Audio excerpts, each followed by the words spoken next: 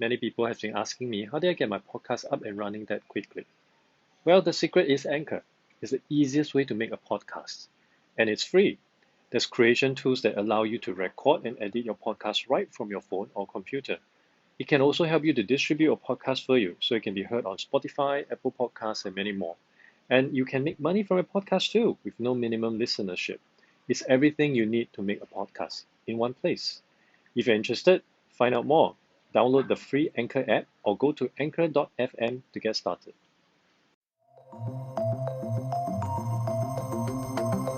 Welcome to Level Up, a podcast where I speak with guests and experts on how they are enabling organizations to become ready for the future of work. Whether it is through meditation practice or an app to help employees better manage their personal finances, my guests have one thing in common, and that is to help level up your organizations through your people.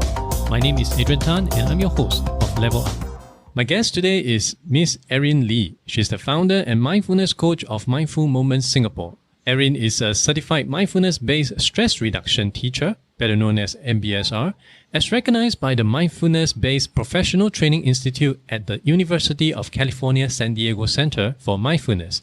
She has completed the UCSD School of Medicine's Mindfulness-Based Stress Reduction Teacher Training Intensive, as well as Advanced Teacher Training Intensive for MBSR and MBCT teachers in California. Erin conducts mindfulness training for corporate clients and organizations in both English and Chinese, and is also an experienced polytechnic lecturer. Could you just start by telling us, how did you manage to get into meditation? I was actually working in corporate communications many years back. And back then, I was a really hard worker, and I was what people would call a chronic burnout sufferer.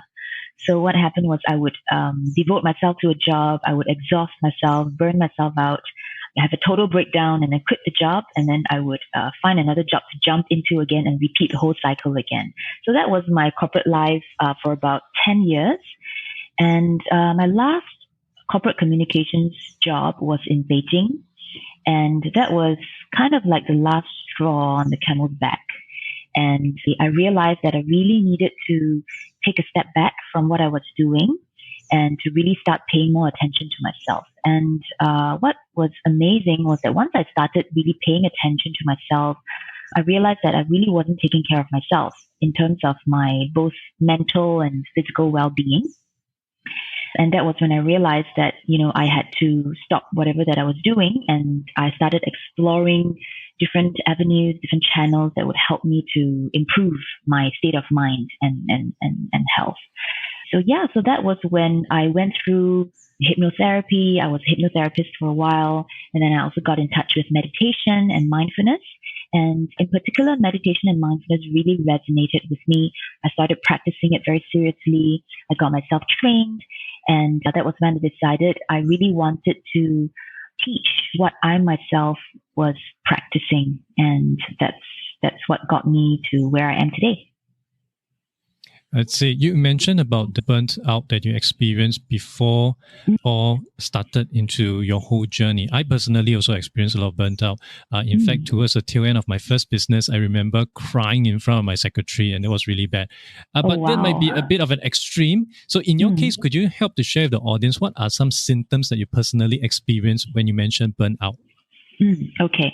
So essentially, burnout is sort of like an endpoint to accumulated stress. So back then, I was really just throwing myself into my work, and I wasn't aware at all about my state of mind. And essentially, I had a lot of negative, self-defeating thoughts of self-doubt. And at the same time, I was also, holding on to this identity that I was, a good employee. I was good at what I do, and I had to be really good at what I do. I couldn't make any mistakes, right? So it was a state of tension, very, very huge tension, perpetually every single day. And some of the symptoms, I guess, when I realized that I was stressed was when I would, like you mentioned, I would cry, just out of nowhere, right? It could be just in the middle of a work task, and then I would start tearing, and the tears couldn't stop. Right. Or it would be after work hours and everyone has left and I was all alone in a dark office, and I would start crying, but I couldn't bring myself to stop working. So it's in a sense, it's like a part of my mind and my body was like on clockwork and just trying to get through and just get everything done. But then my awareness and my sanity was at a different place, and I was essentially trying to save myself. Of course, with the mind comes the body as well. So the body was feeling a lot too. So every day I would wake up feeling that the body was really heavy. My one part of my mind would be telling me I need to get to work, but my body just refused to get out of bed. I would have to drag myself to work. And of course, my health suffered because when we're stressed, immunity suffers, and I was really falling sick every few weeks, and I would take a long time to recover. So those were the signs, and these symptoms just keep repeating themselves over and over again in the cycles. Yeah. I'd see. And how do you think that meditation has helped you in a very evidence-based way? Because I personally also meditate, and I was quite hesitant to begin because despite reading so much stuff about meditation, I always have this connotation that it's some airy-fairy kumbaya kind of stuff. So perhaps you can help us to understand a bit more. And I understand that your kind of meditation is what is known as MBSR. Could you also help to elaborate what exactly that is? Sure. So maybe I can just cover a little bit about how I got into meditation in the first place. So after I quit my corporate job, and maybe I'll touch a little bit about what got me to quit my job. And I actually, just to be more practical, I didn't actually quit. I actually just switched from a part-time to a full-time corporate communications consultant. So I really took some time to just explore what I wanted. But what really got me to switch from full-time to part-time was during this PR event. And, everything was very familiar, whatever that I did during that event itself, I was doing a good job. But then there was also this moment that sort of clicked for me. And that's when I realized that my body just felt really, really heavy and really tired. So it sort of felt like it's just this whole pent up tension that was waiting to be released at that moment. And that was when it really clicked in me that, oh, this is what it feels like to be totally exhausted. And the strange thing is I had never noticed how tired my body was before. And that was something really, really new to me. It was very interesting. It's like my whole body, every cell was infused with exhaustion. So it was a very interesting discovery for me to just turn my attention to my body like that. And that sort of got me into exploring more about just looking inside at my mind and body. I did a little bit of Googling to find sort of like meditation retreats. And I found a meditation retreat. So I'm essentially a Vipassana practitioner. And so I went for my first 10-day silent meditation retreat. And during this retreat itself, we would do nothing every day except to meditate and sleep and eat, and meditate and sleep and eat. Essentially, that was 10 days, and it was in silence. So free from distractions, no phone, no nothing. And we're just sitting down every day and basically observing the body in a specific way, in a specific approach.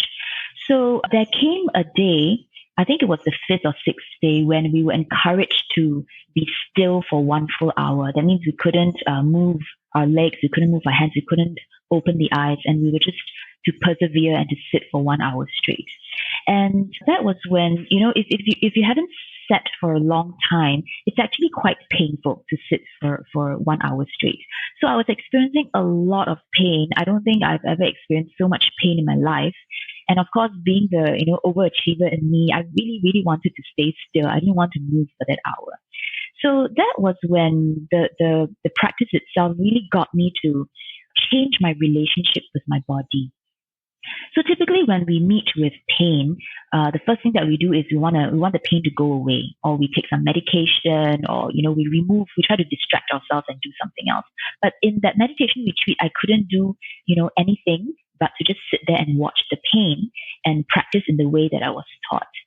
So by observing my body and also the nature of the mind and how I was resisting my own pain, I realized that a lot of times I was, adding on to my own pain by reacting to that physical pain. So my body was painful, was in pain, and then my mind was literally just screaming at myself, like, why are you so stupid? Why do you put yourself in this situation? You're such an idiot, So all the negative thoughts came in. And it was interesting to just witness all that and to realize that, hey, I didn't have to add to the pain that I was already suffering from. So this is essentially the gist of what got me really intrigued in this approach, in this meditation approach. It's really not a form of relaxation that a lot of people think meditation is. Although you can feel relaxed with meditation, but essentially the purpose is not for you to relax. The purpose is for us to be more aware of ourselves and to see how we might be adding on to the stresses that life already presents to us. So this is one key understanding that I hope a lot of us, especially when we are highly stressed working professionals, would understand, is that we can't control what kind of stresses that life would throw to us, but we can change our relationship to that stress, and that's where stress management comes in. It's not really about removing stress from our lives, but really changing how we relate to that stress. So it got me to realize that, this way of meditating and changing my relationship to my pain, how might I apply this to my work, to my area of work? So I can't control, for example, the amount of workload that I have, but I can control how I relate to this workload that I have, right? I can't remove that, but I can learn to not add on with negative or self-defeating thoughts. I learn to watch my thought patterns without further reacting to them, and essentially to take a step back when I need to. So this is the core of the practice. It always starts out by just noticing the nature of the mind, the nature of the body, and then our relationship with anything in this world. I don't know if that sounds a little abstract at this point, Adrian. Well, I think it really does resonate with me because when I first started out meditation a few years back, it was quite an on and off affair. And like what you said earlier on, I took it from the notion that it's going to help me to relax, but it doesn't really help me to relax. In fact, it made me more tensed up, which I guess to your second point about it helping you to be more aware of what is really affecting you, which I guess is perhaps why you went into MBSR, although you started in Vipassana. So maybe for the benefit of the audience, could you help to elaborate about what exactly is MBSR and how different is it from the different kind of common meditation methods out there? Okay. So MBSR stands for Mindfulness-Based Stress Reduction. So I'm certified to teach this particular program. It is an 8-week mindfulness-based stress reduction program. So essentially, if you go through this program, you would go through 8 weekly sessions with the teacher, for example, me, and I would be bringing you through the practice of mindfulness, the foundational practices of mindfulness. Each session is about 2.5 hours, and we would do not only experiential practice, but also doing inquiry into your experience and also group discussions on, the common humanities of stress and how to apply what we learned or the insights we gained from the practice itself into our day-to-day lives, for example, work stress. So this program is very popular in the West and also starting in Singapore and Asia as well. So we see I've had a lot of working professionals participate in this program in order to change their relationship with stress. So essentially going through 8 weeks will effectively give you two full months of continuous practice, because in between the weekly sessions, we are also practicing daily at home by ourselves. So we are essentially trying to establish a daily practice to kickstart and to sustain a daily practice. So MBSR is a very structured approach, and when it first started, it wasn't designed or meant for everyday people with everyday stresses. It was actually rolled out in a hospital setting with patients with chronic illnesses or chronic pain. So they were suffering a lot from health conditions. They were depressed, they were anxious, and some of them, they were even in wheelchairs or they were bedridden, and they couldn't, meditate in a very conventional way, like we see people sitting cross-legged on the floor. So the program was developed by Professor John Kabat-Zinn then, and it received a lot of positive impact on the people who practiced it. And so over time, it became more and more popular. It sort of evolved. And now, they're training teachers worldwide to be able to teach this program to basically adults or, working adults, or, just adults in general. Of course, if you want to teach children, then, there are different approaches, but essentially MBSR is more meant for adults. This might be different from, say, other meditation approaches out there where, there are many kinds of meditations out there essentially. There's some meditations that, require you to be visualizing stuff. So you're using imagery, right? There are some meditations that require you to be chanting mantras in order to concentrate your mind. Some people, they infuse mindfulness or meditation with movement practices like yoga, like Tai Chi. So in MBSR itself, we focus a lot, not just on concentration, but also what we call observation skills. So with every mindfulness practice that we do, we're actually learning to observe the mind and the body through practices in both stillness and movement and in various postures. So we could be standing up, we could be sitting down on the chair, sitting down on the floor, we could be lying down flat on the back, we could be walking. And in all these postures relate to our daily life postures. So essentially, when we practice this way in MBSR, we learn to transfer these skills into our day-to-day life. So whichever posture that you're in whatever activities that you do in day-to-day life, whether you are keeping still, let's say you are queuing up to buy your favorite chicken rice or something, or you're walking from one place to another, or you're in a meeting, speaking with people, interacting with people, or you're lying down in bed and you can't sleep, all these moments you're able to practice mindfulness.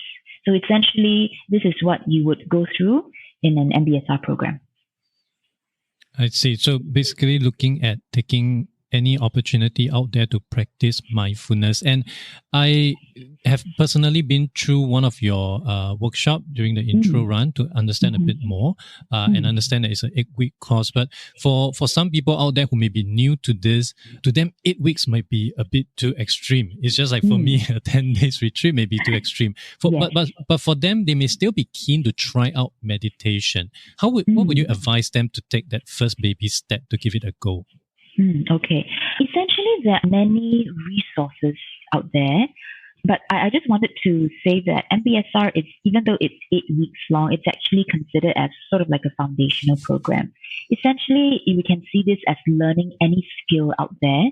We have to take time to build that skills, and 8 weeks or 2 months is sort of like a starting point for us to sort of get the mind and the body and the neurology of the brain to get used to this kind of practicing. So, and that's why it's 8 weeks long. You really do need that long in order to establish yourself in that skill. But of course, and through my experience, the MBSR programs that I've offered so far are open to the public.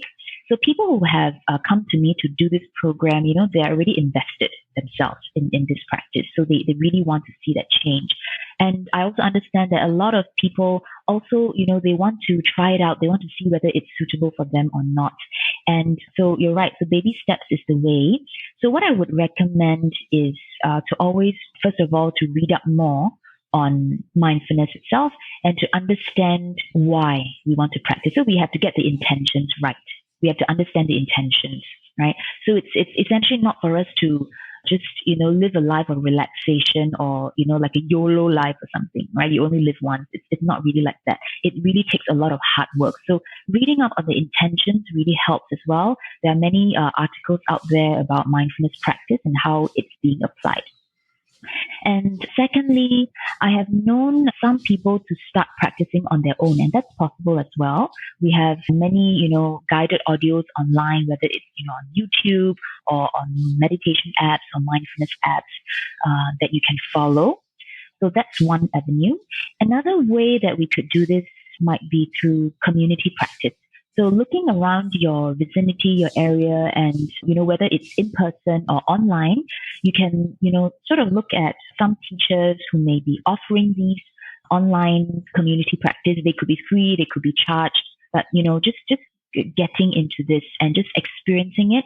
It's not enough to understand mindfulness intellectually. You have to really experience it to understand what it is and how it might benefit you. So looking at practicing in a community is important.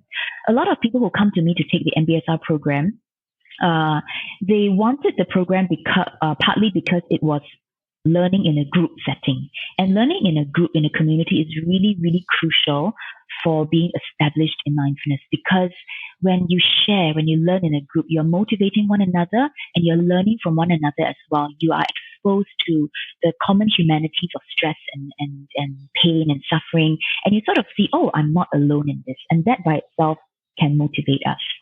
So, and a lot of people who come to take this MBSR program, they themselves had tried out the apps, the meditation apps. And essentially what they find is the apps are really good. They're very, very helpful. But then over time, they have trouble sustaining their practice. So they could start off by, listening to something every day and practicing every day. But then it slowly sort of tapers off and they find it hard to motivate themselves to continue, or they don't know whether they're doing it right. So my recommendation is that it's always good to look for teachers who are more trained or more experienced than you in this area, and to be able to get some proper guidance just to make sure that you practice in a more effective way. Anecdotally, I feel that my meditation has helped me to be more focused and more determined in other aspects of my life. Again, there's no hardcore study or evidence, but I do feel that meditation play a big part in helping me to quit smoking, to quit caffeine, and to reduce significantly in my drinking. I'm sure there's some evidence out there which you probably would know. So could you help us to understand what are some consequential benefits that would apply or come into play when we start practicing meditation? Okay, sure. So what you have mentioned just now are more behavioral. So these are behavioral changes. And essentially one of the positive research outcomes from practicing mindfulness, and when I say research outcomes, usually these research are not being done on people who have just practiced a one-off session, right? These are people who have been practicing continuously for some time. Let's say they went through an 8-week MBSR program. So you really need time to see that change. But overall, in terms of mindfulness research, the outcomes are mostly positive. So we do see behavioral changes, and especially in terms of reducing what we call self-destructive behaviors or maladaptive coping behaviors. And this is very crucial for, I think, our lifestyle nowadays. We have this problem of distracting ourselves when stress comes our way, right? So when we're stressed at work and we don't like the feeling of stress, it feels unpleasant to us. And that's when we decide, or the brain decides, it's a good idea to turn your attention to something else that may offer you some kind of temporary relief that you perceive it to be better. So case in point, some people may choose to smoke to relieve themselves from stress. Some people take coffee, they get addicted to caffeine, or drinking, or it could be something as simple as turning your attention to phones, the use of phones, right? So addiction to social media and mindless scrolling and everything. So anything that could start off as mild or neutral even, or even positive for us, for example, going to the gym, could turn into something addictive because the brain perceives it to be something that relieves us of the stress. So it's sort of like a diversion for us, and it becomes an unhealthy diversion over time. So mindfulness practice, after some time, it actually helps us to reduce these, because when we are able to have acceptance and be able to face our stress and to be able to manage it, we find that we don't have the need to turn to them so much anymore. And of course, with more awareness of our mind and body, we realize that, hey, all these habits that we have are actually not, they're not very positive to our state of mind and our state of health. And that's when we decide, okay, I want to take a step back from that. So behaviorally, that's one of the outcomes of mindfulness practice. And of course, we see this from different aspects as well. So the more common ones would be mental health. For example, there's a reduction in anxiety that we feel, reduction in panic attacks, or the intensities of panic attacks. So anxiety, panic attacks are becoming really common nowadays, especially when we live in such a high-strung environment, pressure cooker environment. It helps with the reduction of depression relapse, which I think is very important. Depression is becoming really common nowadays as well. And not only this, I think you mentioned about being more focused and determined. So mindfulness does have a positive impact on our ability to focus, because the practice is all about attention. where we choose to place our attention and if we're able to sustain our attention in the right way. So although I wouldn't relate mindfulness directly to things like productivity, so a lot of companies may come to me to say, oh, I want my employees to be more productive and to be more efficient. So they think it's sort of like a direct correlation to that. But essentially, it's really just about attention and where you choose to place your attention. So you could, with mindfulness practice, you could, find that you can concentrate more, and that's when you do a lot of deeper work instead of being distracted all the time. But mindfulness is also becoming aware of a state of mind and body. So if you throw yourself into work, yes, you're concentrating, but is it too much? Are you tiring yourself out? So mindfulness helps you to observe your mind and body, and that's when you realize, oh, okay, maybe I'm starting to get burnt out. I need to take a step back. I need to, manage and regulate my state of mind and body again before I continue. So this would be related more to the outcome of resilience, right? So we're able to bounce back from challenges, from difficulties more easily. And resilience is one of the positive impacts of mindfulness practice as well. So these are a few areas. And I also wanted to cover things like body. So mindfulness does have a positive impact on our immunity as well. It helps to boost immunity so we don't fall sick so often. And even if we do fall sick, we actually do recover quite quickly. And I myself can attest to this because I used to be quite a sickly person. And mindfulness has really helped me. So nowadays, I don't really fall sick so often. And even when I do, I realize that I recover in 1 or 2 days, which is quite amazing, I find. So outside of your current teaching, how much time do you spend on your personal meditation right now? So I have a routine. I meditate about an hour early in the morning, and I find that this works best for me. So when I say an hour in the morning, I'm talking about a formal practice. So there's a difference between formal and informal practice. Formal means that, you really set aside everything and you just take the time to maybe sit or something and just practice. So that's what I do, and it helps to deepen my skills. But then outside of this formal practice, as I go about my day-to-day life, these are also opportunities for me to practice as well. And I do that in every moment that I can, as many moments as I can. I see. So I had conversation with some people about how short my meditation period could be. Because when I first started out, I only spent like 5 minutes. Then I went up to 10, 15. Right now I'm doing 30 minutes. And I actually get some pushback from other people that said, 30 minutes, that's too long. Just do 15. 15 is just right, just enough. Is there really an ideal number when we want to start meditating? Well, for beginners, let's say you want to start meditating, usually we will start with a shorter duration, of course. Whether, it's 1 minute, 2 minutes, 5 minutes, 10 minutes, I think it's up to the individual, however long that you're able to do it. If you look at research results out there, they're all based on different durations. Some research tells you, 10 minutes a day continuously for a period of time, we're able to see good impact or good outcomes. But the thing about this is, it's really important to ask whether these would be sustained. So you need to see this as a skill rather than a tool. So the more you practice a skill, the better you get at it and the more benefits you get out of it. It's just the same like going to the gym, right? So we work our muscles, we do beautiful muscles, but the minute we stop working out, and that's when the muscles turn back into fats. So essentially building the skills of mindfulness is like that as well. So the longer you practice, the more benefits or changes you might be able to experience. Although I wouldn't say, that the longer the better. For beginners, I think it's really important to have consistency over duration. The focus should be on consistency. So for beginners, I would rather that you practice 10 minutes a day, every day, rather than 1 hour a week. I think that's definitely more beneficial. Yes. Right. And I can see some common theme in the things that we believe would be would have been beneficial to us ever since meditation came into the picture. How about for some of your clients out there? I'm sure that you have coached so many different customers. What are some of the unexpected benefits that they have told you ever since they picked up meditation? Okay. Unexpected benefits. Well, the participants or the learners that I've had in my classes and in my coaching, they came in actually having a good idea about what this could do for them, in terms of reducing their stress levels, in terms of reducing, let's say, anxiety or panic attacks or boosting positive moods. And they've all experienced that. So what I find, based on the feedback that I've collected from them so far, I think what has been really surprising for my learners is that the real change doesn't come during the practice itself, right?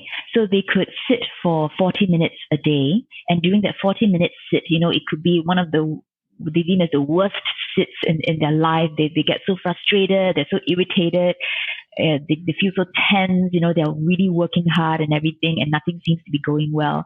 And yeah, they find that, it doesn't seem to be working. But then they start to amazingly notice these little changes happening in their day-to-day lives as they go about their day-to-day routines or interactions. So it's sort of these outcomes sort of just creep in, these benefits creep in without you knowing it, because essentially these are the skills at work over here, right? You may not notice it during the sit itself or during the practice itself formally, but in day-to-day lives, they're realizing, hey, when, suddenly I become more aware of my body. Oh, I realize that, this part of my body has some tension. So maybe I've been overworking myself a little, and then they learn to take a step back. Or they start to notice more of the negative thought patterns that they have. And that's when, the in-time practice comes in, where they realize, oh, I have to step back and not take on the identity of these self-defeating thoughts. And these benefits come as and when needed, right, in their day-to-day experiences. I've had people who, the skills come in, when needed. For example, a learner who went through an MRI scan, and she used to be quite claustrophobic, and she really couldn't, get through just in that tiny space in that scan. And after, taking that class, she was actually able to go through the entire scan, just practicing mindfulness one moment at a time throughout that, I don't know how long it was. I think it was about 45 minutes or so. And she was able to practice throughout and remain calm throughout. And she was really, really surprised. Another learner, for example, she used to lose sleep all the time. She wasn't asleep. She didn't sleep a wink at night. She had serious insomnia issues. And after going through a few weeks of the program, she started sleeping soundly throughout the night. And she was really, really surprised. Even her doctor was really surprised. So in terms of looking out for benefits, the benefits are all out there, whether in terms of in writing, in terms of research benefits. The most important thing is not to expect any of these benefits, and especially during the practice itself, and to see it as more of a skill building kind of an approach. And if we are practicing it effectively, we should be able to experience these benefits trickling into our day-to-day interactions and day-to-day life. I'm starting to see similarities between meditation and exercising. You don't see immediate results, but over time you start to notice, the pants is looser, the shirt is looser, or it may be tighter. And of course, all the good stuff like the dopamine hit coming in as well. On the flip side, would there be any group of people out there that you feel might not be suitable for meditation? Yes, I think so. So whenever people approach me for MBSR or for mindfulness coaching, I would first and foremost always check with them whether they are currently, seeing a therapist or they have any existing conditions. And so some people tend to hope, or they see mindfulness or meditation as sort of like a treatment or cure for the existing conditions that they may have, whether it's physical or mental or emotional. So it's important not to be able to see it as a treatment, but more of a preventive thing. So if people are already seeing a therapist or a physician or a doctor, I would recommend that they continue with whatever treatment or medication that they have. So that's one. And secondly, I think as long as you have a normal attention span, working attention span, most people should be able to practice mindfulness and meditation. And it's really important to be able to practice this and learn with a qualified teacher, right, who is able to work you through some of the common experiences. So that's another. And also, I think intentions are really important. So before I accept any students, I usually would check in with them to check in on their intentions. Why are you taking this program? I've met people who begin with a lot of doubt about this itself. And they're sort of in this to sort of prove themselves right that this doesn't work for them. So it's already self-defeating at the start. So this may be a little bit dangerous, and I might, get them to do a little bit of work beforehand before actually jumping into the practice itself.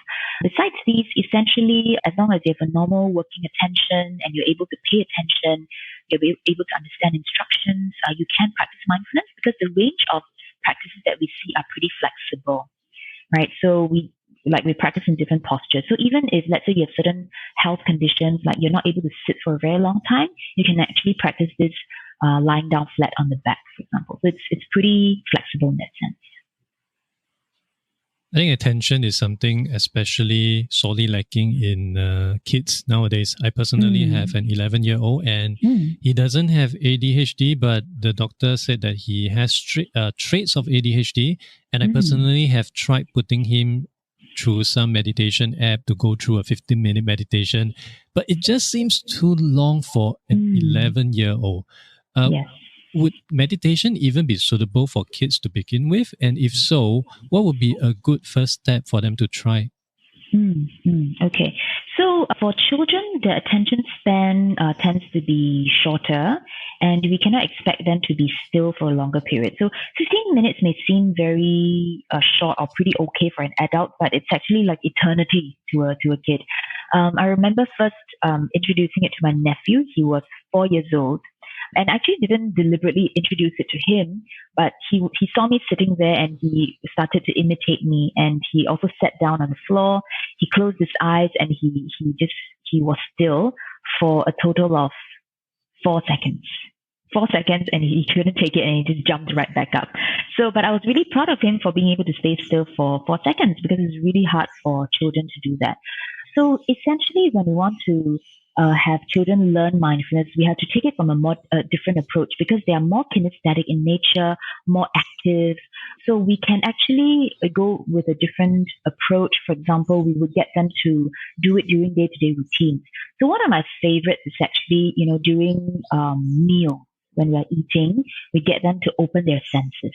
So when we open our senses to our food, to our drinks, the kids are they're already present. They're not all over the place. At least they have something to focus their attention on.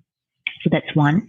A second way might be, I like to do a mindful walking practice with my nephew, and just getting them to slow down their pace, not by a lot, just a little, and to really ground and focus their attention at the bottoms of the feet, focusing on the sensations at their feet. They need something a little bit more concrete to focus on. And so the bottoms of the feet, how the floor feels under their feet, actually is very helpful to ground their attention. So we can start with that as well. And also knowing that we don't expect kids or teenagers or youths to practice for an extended period of time. So a few minutes, is actually very good. It's actually very encouraging already. That's good to know. Now, I'd like to go back to what you're doing for organizations right now. And you mentioned that your program is actually an 8 weeks program. I would imagine if this is something driven by the organization, to put people through a program after working hours might be quite challenging. So I would assume you're doing it during office hours. And how different would a program be for an organization versus something for an individual? It has been quite different, actually, because I also understand that even though MBSR is very established and very evidence-based and very research-proven, a lot of companies and organizations find it very hard to invest in it, not just in terms of, not just financially, but also in terms of resources, time. Like you said, it's hard for employees to take 2.5 hours every week to do this, right? And as a group. So it's a huge investment. So what I have been doing with organizations or companies is to modify it according to their schedule or their needs.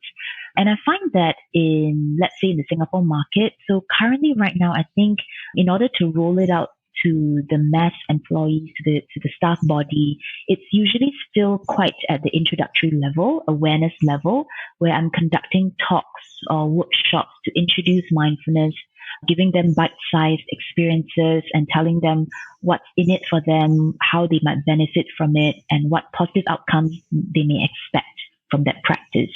Besides these, I've also done more longer workshops, for example, full-day workshops. I've done multiple sessions. I've done 3 sessions, 4 sessions, weekly sessions with them, with a group of employees or management. So these are the ways that we would modify for an organization. And it really depends on, for example, what kind of themes you want to focus on. So the basics of and the foundations of mindfulness practice is always the same. It's always about attention. But in terms of applying it to the context, it's really about where you want to place your attention on. So for some companies out there, they may want to work on, let's say, the level of focus and productivity or motivation of employees. A more popular one would be, to really take care of employee well-being, employee wellness, which I think a lot of HR, a lot of companies out there, management, they're starting to recognize to be really important to the bottom line of the company. It's the employee's wellness. So we're working, for example, on helping employees manage their stress levels, improve their interactions in the workplace, becoming less emotionally reactive at the workplace with mindfulness practice. So we can go with actually different themes and in different structures that may work better for the organization. But essentially, it boils down to the fact that it is still a skill that needs to be built. So we can introduce it via a full day, workshop, but how to sustain it within a company's culture is crucial. So this is something that I don't yet see in organizations. It's how, I could help them to sustain the practice of mindfulness or mindful culture in the organization itself. It's not just about gathering staff together in one place and practicing at the same time. It's really about, their day-to-day workings, their day-to-day routines and activities and interactions. How can we bring mindfulness into these moments for them? I think that's the truly beneficial thing.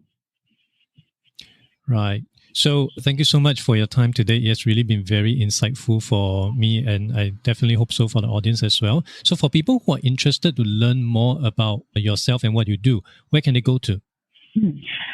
So essentially, they can go to my website. I have quite a number of resources up there, including some videos. I also have a free community practice. So if you go to www.mindfulmoments.sg, and then for a start, I encourage people to join my weekly Take a Pause practice, which is about half an hour long. It's usually on Sunday evenings. So you can just have a taster of it and experience it. You can also connect with me on LinkedIn, especially for organizations and HR. If you're really interested in bringing mindfulness into the workplace itself, I would like to support you on that. And, besides that, you can connect with me on my Facebook page, Mindful Moments, or Erin Mindful Moments.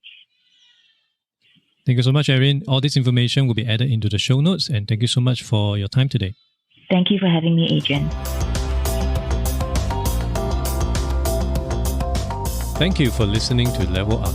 You can refer to the show notes for links to more information about our guests and their business. If you enjoy this podcast, it will be helpful to give a review on iTunes or follow me on Spotify. If you're using Overcast, please hit the star button under the episode. That will help get this podcast and the episodes out to more people who may find it useful. I'll see you in the next episode of Level Up.